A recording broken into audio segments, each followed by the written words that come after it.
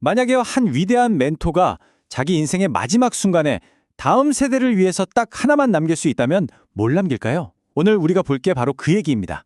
사도 바울이 남긴 세 통의 편지인데요. 이게 그냥 편지가 아니에요. 시대를 뛰어넘는 리더십과 유산에 대한 일종의 청사진이라고 할 수 있죠.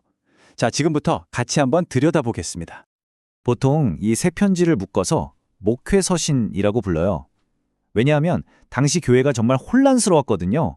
온갖 이상한 가르침들이 막 섞여 들어와서 사람들이 어느 게 진짜지 하고 헷갈려 하던 바로 그럴 때 젊은 리더였던 디모데와 디도에게 자, 이렇게 교회를 건강하게 이끌어가야 한다 하고 구체적인 지침을 주기 위해 보낸 편지들이었던 거죠. 자, 그래서 오늘은 이 청사진을 차근차근 살펴볼 건데요. 먼저 멘토의 마지막 가르침이 뭔지 보고요. 디모데전서를 통해 건강한 교회의 구조를, 그리고 디모데후서를 통해선 믿음의 경주를 어떻게 맞춰야 하는지, 마지막으로 디도서를 통해선 어떻게 선한 삶으로 증명해 보이는지를 볼 겁니다. 그리고 이게 다 오늘 우리에게 어떤 의미가 있는지까지 같이 알아볼게요. 네, 첫 번째 이야기, 멘토의 마지막 가르침입니다. 앞서 말씀드렸지만 이 편지들은 그냥 잘 지내 하는 안부 인사가 아니었어요. 이 혼란 속에서도 절대 무너지지 않을 무언가를 세우려는 멘토의 치밀한 계획, 말 그대로 유산의 청사진이었던 거죠.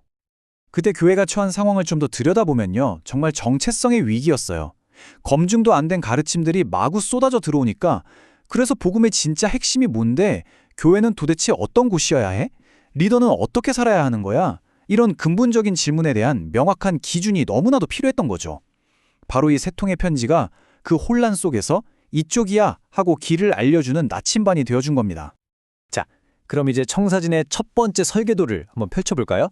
바로 디모데 전서입니다. 이건 말하자면 당시 아주 중요했던 도시 에베소에 있는 교회를 어떻게 질서 있고 건강하게 세울 것인가에 대한 건축 설계도 같은 거였어요. 디모데전서 전체를 꿰뚫는 아주 중요한 핵심 개념이 바로 이거예요.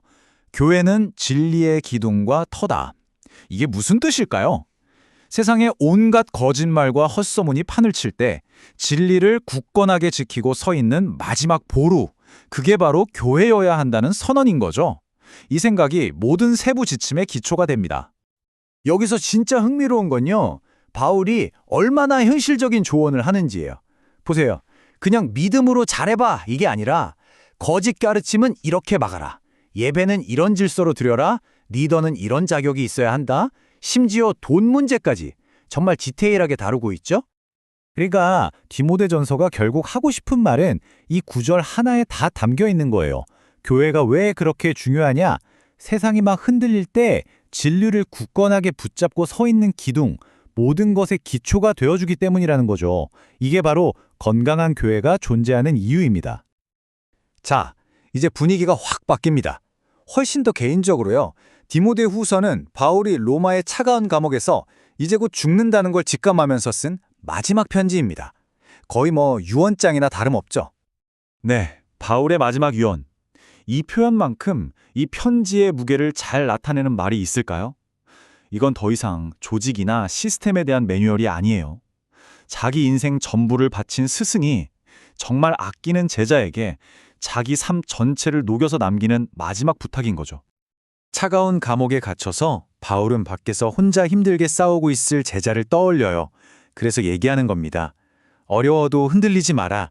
네가 받은 이 복음의 불꽃을 다음 사람에게 꼭 넘겨줘라. 모든 걸 잃는 한이 있더라도 믿음만은 끝까지 지켜라. 멘토의 그 절절한 마음이 정말 그대로 전해지는 부분이죠. 그리고 바로 이 구절이 디모데 후서의 심장이라고 할 수 있습니다. 자기 인생을 싹 돌아보면서 나 정말 선한 싸움 다 싸웠고 내 경주를 끝까지 완주했고 믿음을 지켰다고 말하는 이 고백. 근데요, 이렇게 한 사람이 끝까지 믿음을 지키는 게 공동체 전체를 세우는 것과 무슨 상관이 있을까요? 바로 여기서 디도서가 등장합니다. 한 사람의 굳건한 믿음이 어떻게 공동체 전체에 영향을 미치는지 보여주는 거죠. 이것도 굉장히 실용적인 안내서인데요. 이번 무대는 정말 혼란스럽기로 유명했던 그레데섬입니다. 과연 이런 곳에 어떻게 건강한 교회를 세울 수 있었을까요? 디도한테 주어진 미션은요, 한마디로 무질서 속에서 질서를 만들어내라는 거였어요. 어디서부터 손을 대야 할지도 모르겠는 그런 혼란스러운 공동체에 가서 믿을 만한 리더들을 세우고 건강한 시스템을 만드는 것. 이게 그에게 주어진 숙제였죠.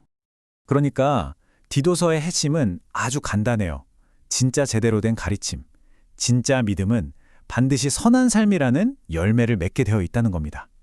그래서 바울이 리더의 자격부터 시작해서 남녀노소 할 것 없이 모든 사람들이 구체적으로 어떻게 살아야 하는지를 알려주는 거예요.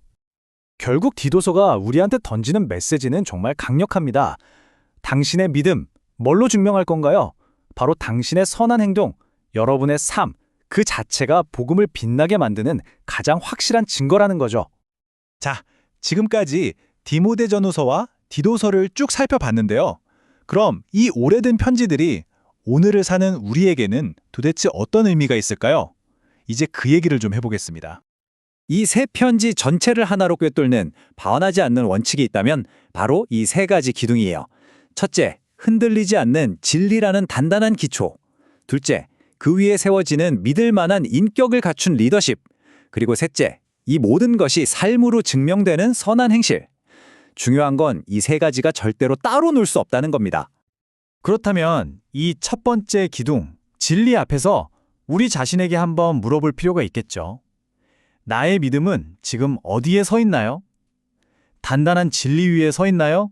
아니면 주변 상황이나 사람들 말 한마디에 쉽게 흔들리고 있나요? 그리고 세 번째 기둥, 선한 행실에 대한 질문입니다. 2000년 전의 이야기가 아니라 바로 오늘 나의 삶에서요. 여러분의 직장에서, 가정에서, 친구들 사이에서 복음을 빛나게 만드는 구체적인 행동, 나만의 선한 일은 과연 뭘까요? 이 모든 청사진은 결국 우리를 두 가지 아주 명확한 행동으로 이끌어요. 첫 번째는 말로만 하는 게 아니라 나 자신부터 삶의 모든 면에서 믿음의 본이 되는 것. 그리고 두 번째는요, 거기서 끝나는 게 아니라 다음 세대에 투자해서 이 소중한 유산이 계속 이어지게 하는 겁니다. 결국 모든 이야기는 다시 유산이라는 주제로 돌아오네요. 바울은 디모데와 디도 그리고 시대를 넘어 오늘 우리에게까지 이 견고한 청사진을 남겨줬습니다. 자, 이제 우리 차례입니다. 여러분은 다음 세대를 위해 어떤 믿음의 유산을 남기고 싶으신가요?